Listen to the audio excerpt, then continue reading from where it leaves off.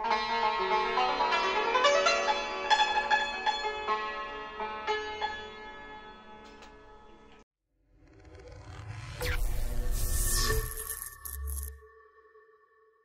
درود دوستان، به چنل سنتوریست خوش آمدید.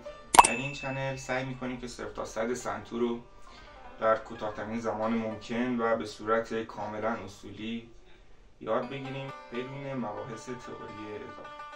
تو این ویدیو سعی دارم به شما بگم که چه نوع مضراب و سنتوری رو انتخاب کنید که برای شروع کار مناسبتون باشه و کتابی هم که با اون آموزش خواندید رو معرفی میکنم و همین. بریم برای آموزش. برای شروع کار ما به مضراب، سنتور و یک کتاب آموزشی نیاز داریم که همه اینا رو من الان به شما دونه دونه میگم.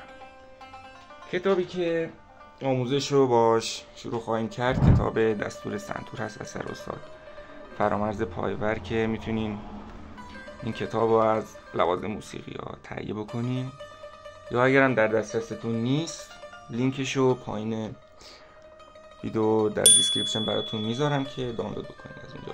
کتابو که تهیه کردیم حالا میخوام بهتون بگم که چه مضرابی بخریم. مضرابی که شما تهیه میکنین نباید خیلی سنگین باشه، باید دقت بکنید که مضرابی که انتخاب کنین خیلی سنگین نباشه، خیلی سبک هم نباشه، چون که سبک برای حرفه‌ایاست و خیلی سنگین هم نمیشه نواخت. مضرابی انتخاب کنین که بتونین از مچتون به خوبی استفاده کنین. مضرابی انتخاب نکنین که این قسمتش بسته باشه. بعضی از مضرابا هستن که اینجاشون گرد کامله، یعنی این قسمتش بسته است، اونا بیشتر جلوی انگشتاتون رو میگیره، نمیذاره راحت تکون بخورید. و مضرابی انتخاب کنین که این قسمتش باز باشه، یعنی به این صورت. بریم سراغ خرید سنتور. ببینین برای خرید سنتور شما باید به چند نکته توجه کنید. اولا اینکه ما چند نوع سنتور داریم، 3 نوعشو که الان خدمتتون عرض میکنم. سنتور سول، لا و سنتور سی هستش و سنتورهای بیشتری هم هست که حالا ما به اونا زیاد کار نداریم. و برای شروع ویدیو ما به سنتور سولکوک نیاز داریم. سنتور استاندارد برای آموزش سولکوک هستش.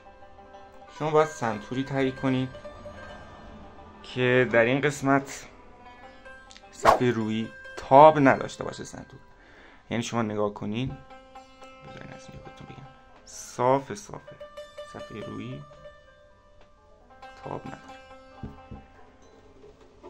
و سنتوری که تاب داشته باشه خرکاش انگار بهش فشار آورده از دو طرف و به مرور زمان خراب میشه. به نکته دیگه که باید توجه کنید اینه که گره نداشته باشه چوب سنتور، یعنی یه حالتهایی چوب داره اینجوری گره اگه داشته باشه قسمت سفت چوبه و سنتور رو بد صدا میکنه.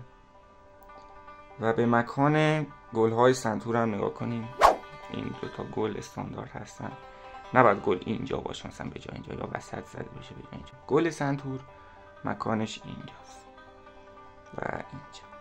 حالا یکم این ورتر اون ورتر نداره، ولی نه اینکه بیاد گل وسط سنتور باشه، این اشتباه. نکته بعدی که باید بهش توجه کنین اینه که در این قسمت ما به این قسمت میگیم شیطانک.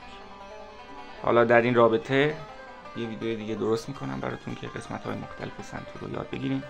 در این قسمت‌های شیطانک وقتی میخواین سنتور رو خریداری بکنین، این قسمت‌هایی که سیم رد شده پوست نباید باشه. اگه یکم مثلا پوست باشه، حالا این چون سنتور خیلی قدیمیه ولی هنوز با اینکه 30-40 سال این سنتور ساخته شده پوست نشده، ملاحظه می‌کنین. و اگه پوست شده باشه یعنی این شیطانک‌ها زود خراب میشه اینجاش. نکته دیگه این هستش که شما اگه میخواین صدای سنتور رو تست کنین اونجا که میرین تهیه بکنین سنتور رو، باید سنتور کاملا کوک شده باشه و اگه ناکوک باشه خیلی سخته که سنتور خوش صدا رو از سنتور بد صدا تشخیص بدین. یه نکته دیگه هم وجود داره که وقتی سنتور رو میخواین تهیه بکنین زیر سنتور هم نباید گود باشه. زیر سنتور بعضی از سنتور اینجوری یکم باد کرده. این باعث میشه که سنتور یکم حرکت داشته باشه موقع نوازندگی شما. خب تو این ویدیو ما یاد گرفتیم که چجوری مضراب و سنتور مناسب رو تهیه بکنیم. در ویدیو بعدی به شما آموزش خواهم داد که اجزای مختلف مضراب و سنتور چه چیزهایی هستن و نوت‌خوانی رو شروع میکنیم در ویدیو بعد. خیلی ممنونم که تا اینجا ویدیو رو تماشا کردین. امیدوارم مطالب براتون مفید بوده باشه. تا ویدیو دیگه، خدا نگهدار.